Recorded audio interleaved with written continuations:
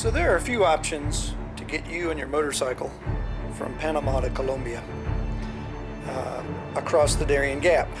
It's a dense jungle, impenetrable, they say. You can ship it via air, or you can get a container ship. Well, I chose the Stahlratte, which is a 110-plus-year-old sailboat, and it probably was the best time I've had on my trip.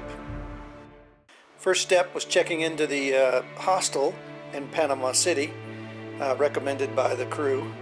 I thought this would be great because I met up with all the other folks who were headed in the same direction, and we had a blast for a whole weekend just going around and seeing the sights in Panama City as a group. The day came when we had to leave and go meet the Stahlratte, so we rode out in group formation.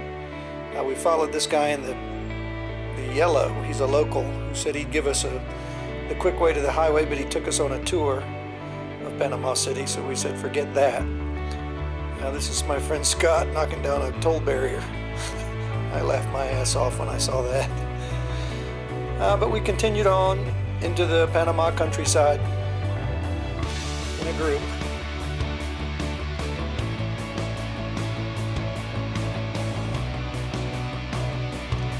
Finally made our way to the turnoff towards Carti, which goes right through some of the thickest Panamanian jungle you can imagine.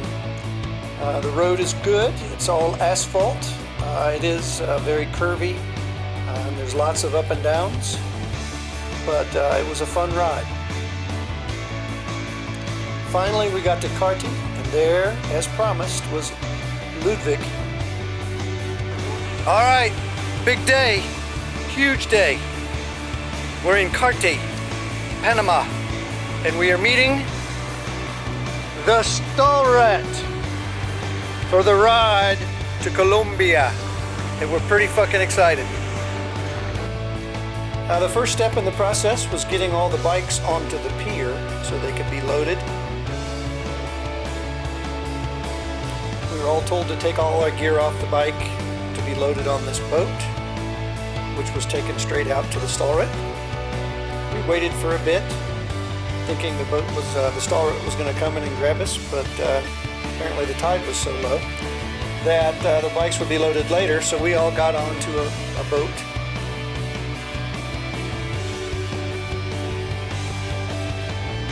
We were ferried to the boat where we finally met Captain Ludwig, or affectionately known as Lulu.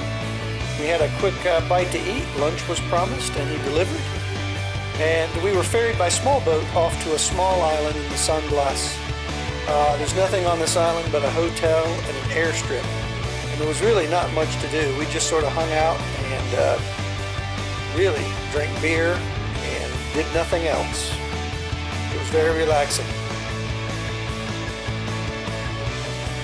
While we were on the island, back on the Stahlratte, they were loading our bikes out of our view, and this is sort of what it looked like.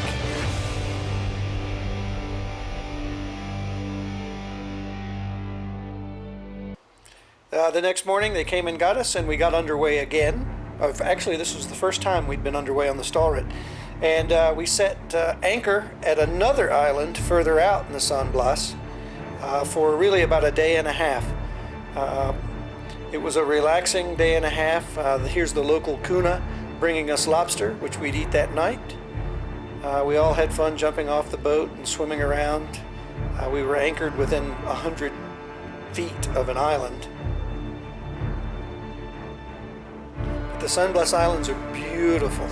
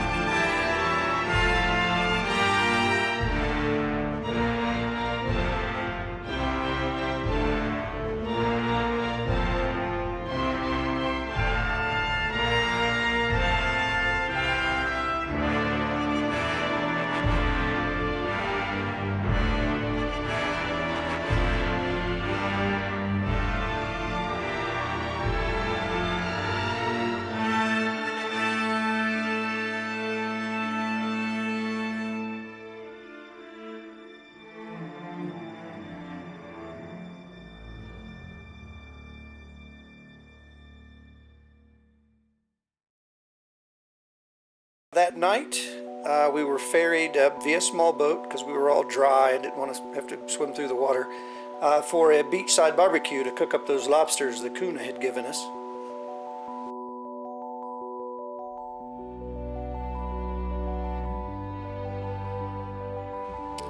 It's Captain Lulu washing himself up prior to dinner.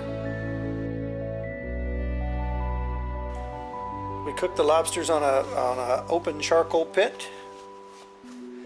And we sat around and ate until we couldn't eat anymore.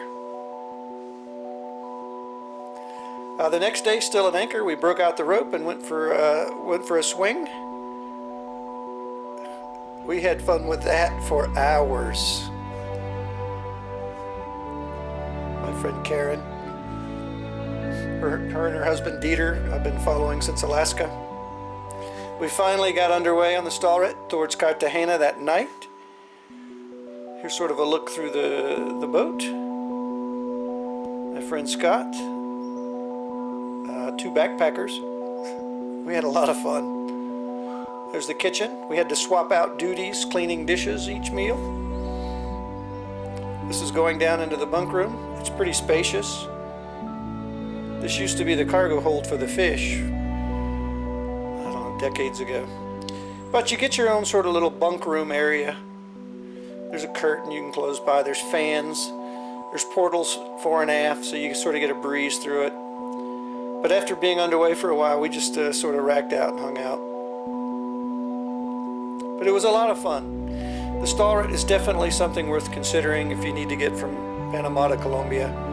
It took about 6 days total from the time the bikes were loaded until we got our bikes back in Colombia. In Cartagena, I saw the USS Zumwalt. Finally, our bikes were unloaded.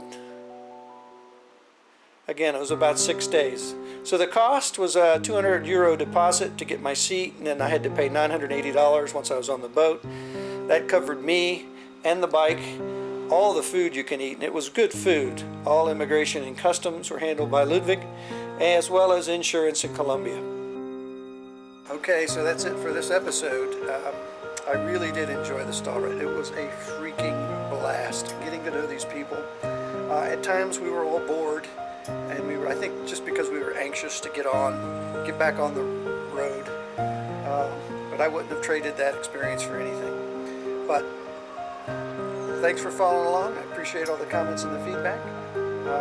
For the next few weeks, I'm camping here in Medellin, which is an amazingly beautiful town. And Colombia has been very, very good to me so far. And I can't wait to tell you about that. I encourage you to read the write-up. I provide a lot more details in there and break down by the day. But it's as accurate an account of crossing the Darien Gap as I think one could give. Okay, that's it for this episode. See ya later.